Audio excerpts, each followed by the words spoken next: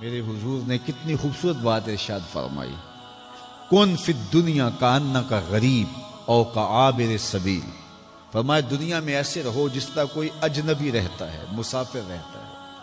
مسافر آتا ہے تو ٹھکانہ نہیں بناتا، چند دن اس نے رہنا ہوتا ہے اور محدود سا تعلق رکھتا ہے اور وقت گزار کے چلا جاتا ہے۔ تو کہا دنیا میں ایسے رہو جس طرح مسافر رہتا، او کعابر سبیل، یا سڑک عبور کرنے والا۔ اب جو سڑک عبور کر رہا ہوتا ہے تو وہ ہدف پہ نگاہ رکھے ہوئے ہوتا ہے، لیکن دائیں بائیں بھی دیکھتا ہے کہ کسی گاڑی سے ٹکرا نہ جاؤں، تو دائیں بائیں دیکھ کے بچ کر کے سڑک عبور کر جاتا ہے۔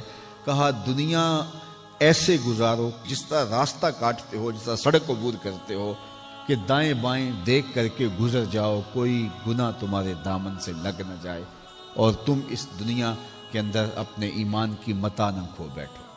تو دنیا کو اس طریقے سے گزارنا حکمت سے، دانائی سے، سمجھداری سے، حزم و احتیاط سے تقویٰ کہتے ہیں۔